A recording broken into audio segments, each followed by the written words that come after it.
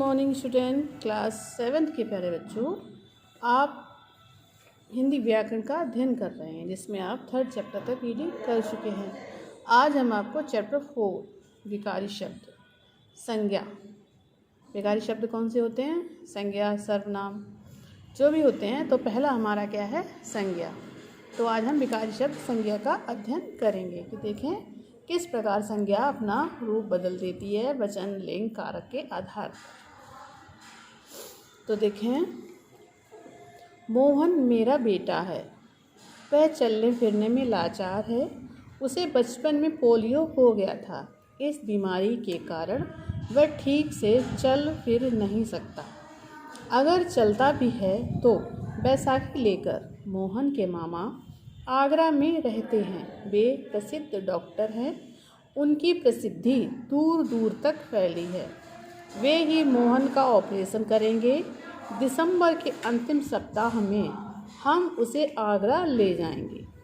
आगरा जाने के लिए मोहन आतुर है। उसे प्रसन्नता है कि वहाँ वह ताजमहल देख सकेगा। वही ताजमहल जिसे शाहजहां ने बनवाया था और जिसकी खूबसूरती देखकर लोग हैरान रह जाते हैं। तो देखा बेटा, मोहन, आपने मोहन के बारे में पढ़ा। मोहन एक नाम है। मोहन के बारे में पढ़ते पढ़ते आपने कई और नाम भी पढ़ डाले, जैसे बेटा, पोलियो, बैसाखी, मामा, आगरा, डॉक्टर, ऑपरेशन, दिसंबर, सप्ताह, ताजमहल, शाहजहां, लोग। तो ये सब किसी न किसी प्राणी, वस्तु, स्थान आदि के नाम हैं। जो भी आपने ये पढ़े हैं ग्रीन वाले, वो किसी न किसी प्राणी, वस्तु, स्थान आदि के नाम हैं। और हाँ, आपने कुछ और नामों के बारे में भी जाना, जैसे बचपन, बच्चा होने का भाव का नाम, बीमार होने के भाव का नाम, प्रसिद्ध होने के भाव का नाम, खूबसूरत होने का भाव का नाम। मतलब ये कौन सी संज्ञा हुई? भाववाचक संज्ञा। आपने यहाँ पर जातिवाचक, व्यक्तिवाचक, भाववाचक तीनों संज्ञाओं को इतने से पैराग्राफ में ही पढ़ लिया। व्याकरण के बारे में ये सारे नाम संज्ञा के रूप में जाने जाते हैं। व्याकरण में जो है ये सभी नाम संज्ञा के नाम से जाने जाते हैं। से किसी व्यक्ति, प्राणी, वस्तु, स्थान या भाव का नाम संज्ञा कहलाता है। संज्ञा की परिभाषा क्या है? कि किसी व्यक्ति, प्राणी, वस्तु, स्थान या भाव का नाम संज्ञा कहलाता है। अलग अलग प्रकार के, अब देखिए, अलग अलग प्रकार के नामों के आधार पर संज्ञा के 3 भेद होते हैं: व्यक्तिवाचक, जातिवाचक और भाववाचक संज्ञा। तो पहली हमारी क्या है? व्यक्तिवाचक संज्ञा। तो व्यक्तिवाचक क्या है? किसी व्यक्ति विशेष, प्राणी विशेष, स्थान विशेष, वस्तु विशेष आदि के नाम व्यक्तिवाचक संज्ञा कहलाते हैं। अब देखिए, यहाँ पर किसी व्यक्ति विशेष जो खास हो, कोई प्राणी वो भी खास हो, कोई स्थान और वस्तु जिसकी कोई विशेषता हो, वो हमारी किसके अंतर्गत आती हैं? व्यक्तिवाचक संज्ञा के अंतर्गत। जैसे व्यक्तियों के नाम मोहन, अहिल्या बाई, मीरा, ये हम लोगों का किसी का भी पर्सनल नाम हो सकता है, ना कि ये एक नाम के, वैसे तो हजारों होंगे लेकिन एक परिवार में एक ही नाम होगा, तो ये विशेषता हो गई। शहरों के नाम, आगरा एक है, पटना एक है, दिल्ली हो गई, तो ये भी एक विशेषता हो गई। देशों के नाम, भारत हमारा एक है, नेपाल एक है, तो ये विशेषताएं। ग्रंथ हैं, नदियों के नाम हैं, ये सब विशेष है। ये अपने आप में विशेष है क्योंकि ये अपने खुद में अकेले हैं, इसलिए इनको हम व्यक्तिवाचक संज्ञा के नाम से जाने जाते हैं। तो अब देखें, जातिवाचक संज्ञा क्या है? जितने भी संज्ञा शब्द हैं वे किसी न किसी वर्ग, समूह या जाति के सदस्य होते हैं। जितने भी संज्ञा शब्द हैं वो किसी न किसी वर्ग, समूह या जाति के सदस्य होते हैं। कैसे? जैसे मोहनदास, अहिल्याबाई और मीरा, ये क्या है? मनुष्य हैं। ये सब मनुष्य जाति के हैं। आगरा, पटना और दिल्ली किसके अंतर्गत आते हैं? शहर के अंतर्गत आते हैं। अगर हम कह दें हम वहाँ हम उस शहर में रहते हैं तो ये खास नहीं हो जाएगा। शहर तो कोई सा भी हो सकता है, आगरा, बरेली, कानपुर, मेरठ, जापान, जो भी हो सकता है वो कोई भी हो सकता है। भारत, नेपाल और जापान ये देश हैं। रामायण, महाभारत और कुरान ये पुस्तक हैं, पुस्तक वर्ग के हैं। गंगा, यमुना और गंडक ये नदी वर्ग के हैं। हिमालय, अरावली और विंध्याचल ये पर्वत वर्ग के हैं। तो देखा कि संज्ञा शब्द जिस जाति या वर्ग के सदस्य होते हैं उनके कुछ न कुछ नाम होते हैं, जैसे व्यक्ति, मनुष्य, शहर, देश, पुस्तक, नदी, पर्वत आदि। किसी प्राणी, इसकी परिभाषा क्या बनेगी? किसी प्राणी, वस्तु, स्थान आदि के सामान्य नाम, वर्ग या जाति का बोध कराने वाले शब्द जातिवाचक संज्ञा कहलाते हैं। जैसे व्यक्तियों के नाम बालक, राजा, नर, बेटा, पिता। यहाँ सामान्य वर्ग का दिखाया गया। यहाँ पर कोई किसी का नाम खास नहीं है। बालक पूरा वर्ग है, राजा एक से हजारों हो सकते हैं, नर तो मनुष्य है ही, बेटा किसी का भी हो सकता है, पिता वो भी किसी का हो सकता है। ऐसे प्राणियों के नाम, वस्तुओं के नाम और स्थानों के नाम, ये सारे हमें कहीं ना कहीं जाति का, पूरे जाति वर्ग का बोध करा रहे हैं, इसलिए हम इनको कहते हैं जातिवाचक संज्ञा। जातिवाचक संज्ञा के दो उपभेद भी माने गए हैं, एक द्रव्यवाचक संज्ञा और समूहवाचक संज्ञा। जो नापे तौले जा सकने वाली वस्तु द्रव्यवाचक, और जो अनाज, तेल, घी, कपड़ा, लोहा, गेहूँ, चीनी आदि द्रव्यवाचक संज्ञा सदैव एक वचन में ही होते हैं, क्योंकि इनके अंतर्गत आने वाली वस्तुओं की गिनती नहीं की जा सकती। नाप तौल की गिनती नहीं कर सकते, या ये कपड़ा, चीनी, गेहूँ आदि की भी हम गिनती नहीं कर सकते। अब देखिए समूहवाचक संज्ञा क्या है? किसी समूह या समुदाय, पूरे ग्रुप का बोध कराने वाले शब्द संज्ञा शब्द समूहवाचक संज्ञा कहलाते हैं। जैसे मंडली, कक्षा, सेना, भीड़, सभा, परिवार। यहाँ पर कोई एक नहीं होता है, पूरा ग्रुप होता है। तो ये हमारी कौन सी हो गई? समूहवाचक संज्ञा। समूहवाचक संज्ञा शब्दों में सजातीय एक जैसी वस्तुओं के समूह को एक इकाई रूप में प्रकट किया जाता है, इसीलिए ये भी एक वचन रूप में होते हैं।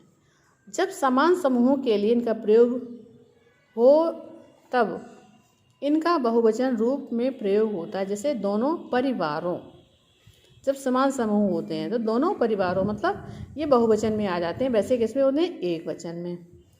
तो आगे देखें, व्यक्तिवाचक संज्ञा का जातिवाचक संज्ञा के रूप में किस प्रकार प्रयोग कर सकते हैं, मतलब व्यक्तिवाचक संज्ञा का प्रयोग हम जातिवाचक संज्ञा में किस तरह से कर सकते हैं। तो व्यक्तिवाचक संज्ञा जब ऐसे व्यक्ति का बोध कराए जो अपने विशिष्ट गुण दोषों के कारण प्रतिनिधि रूप में जाना जाए, मतलब कोई भी मनुष्य अपने गुण या दोषों के कारण वह उसका प्रतिनिधित्व करे, तब वाक्य में उसकी पहचान जातिवाचक संज्ञा के रूप में होती है, मतलब गुण और दोषों की वजह से। जैसे आजकल हर दल में आपको जयचंद मिल जाएंगे, मेरा बेटा मेरा बहुत ध्यान रखता है, वह तो श्रवण है। अब एक तरह से यहाँ जातिवाचक संज्ञा, व्यक्तिवाचक संज्ञा, क्योंकि यहाँ जयचंद का प्रयोग हुआ है और यहाँ पर श्रवण का प्रयोग हुआ है। लेकिन जयचंद जो थे, आजकल हर दल में आपको जयचंद मिल जाएंगे। तो इस तरह के लोग, इधर की उधर करने वाले, वो आज हर जगह होते हैं, इसलिए उनको जयचंद के नाम से संबोधित कर दिया गया। तो ये एक जाति के रूप में आ गया, क्योंकि ये गुण और दोष की वजह से यहाँ पर जयचंद का नाम आया है। और यहाँ पर श्रवण एक अच्छा बेटा था, सब जानते थे, हर कोई चाहता है कि मेरा बेटा श्रवण जैसा हो, तो ये नाम ना होकर जाति के रूप में प्रयोग हुआ है। इस तरह से अब कोई अपना दोष की वजह से, तो कोई गुण की वजह से व्यक्तिवाचक से जातिवाचक बन जाता है। जयचंद का प्रयोग विश्वासघातियों के समूह का बोध कराता है। जयचंद एक विश्वासघाती थे, राजा जयचंद कन्नौज के थे ना, इसलिए वाक्य में यह जातिवाचक संज्ञा के रूप में आया है। इसी प्रकार दूसरे भाव में वाक्य में श्रवण का प्रयोग माता पिता के भक्त बेटे का बोध कराता है, इसलिए ये वाक्य जातिवाचक संज्ञा रूप में आया है। अब जातिवाचक संज्ञा का व्यक्तिवाचक में रूप में कैसे प्रयोग होता है? अभी व्यक्ति का आपने जाति में देखा था, अब आप जाति का व्यक्ति में देखेंगे।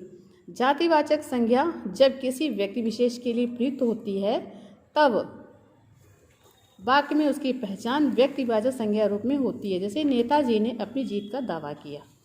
नेताजी बोस ने नारा दिया, तुम मुझे खून दो, मैं तुम्हें आज़ादी दूंगा। पहले वाक्य में नेता शब्द जातिवाचक संज्ञा रूप में आया है और दूसरे वाक्य में सुभाष चंद्र बोस के लिए नेताजी शब्द प्रयोग हुआ है। इसीलिए वाक्य में इसकी पहचान व्यक्तिवाचक संज्ञा रूप में हो रही है। समझ में आया बेटा कि किस तरह से व्यक्तिवाचक से जातिवाचक बनाते हैं और जातिवाचक से व्यक्तिवाचक बना सकते हैं। अब हमारी कौन सी संज्ञा है? भाववाचक संज्ञा।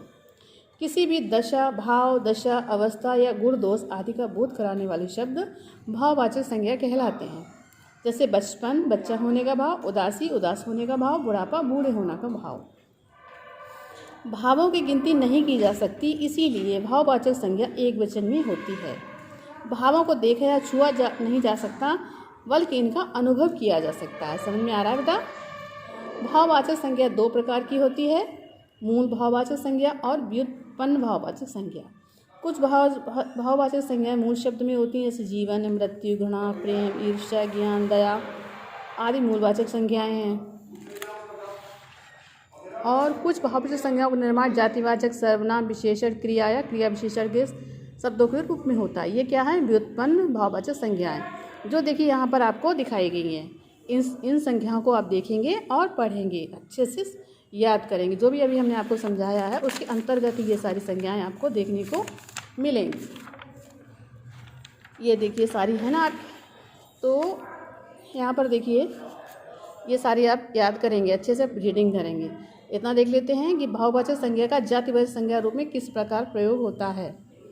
कभी कभी भाववाचक संज्ञा का प्रयोग जातिवाचक संज्ञा रूप में भी किया जाता है। जैसे जब इनका प्रयोग बहुवचन में होता है तो खंभे समान दूरी पर गाड़े गए थे, धीरे धीरे दोनों बसों में दूरियां बढ़ने लगीं।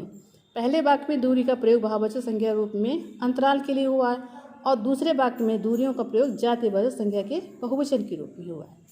तो अभाववाचक संज्ञा का व्यक्तिवाचक में कैसे प्रयोग करेंगे? कभी कभी भाववाचक संज्ञा का प्रयोग व्यक्तिवाचक संज्ञा के रूप में भी होता है। जैसे फूलों की खुशबू ने मन मोह लिया, खुशबू ने दौड़ प्रतियोगिता जीत ली। तो पहले वाक्य में खुशबू का प्रयोग भाववाचक संज्ञा में हुआ है और जबकि दूसरे वाक्य में खुशबू का प्रयोग व्यक्तिवाचक संज्ञा रूप में किसी लड़की के नाम से हुआ है। तो बेटा देखो समझ में आया किस तरह से भाववाचक संज्ञा को भी हम जातिवाचक बना सकते हैं और व्यक्तिवाचक बना सकते हैं। तो इन संज्ञाओं को आप कायदे से पढ़ेंगे, अच्छे से ध्यान से पढ़ेंगे और नए वर्ड भी अपनी तरफ से बनाएंगे। इसी के साथ अच्छे से रीडिंग करते रहिए और याद करते रहिए। फिर मिलते हैं अगले चैप्टर में। Thank you.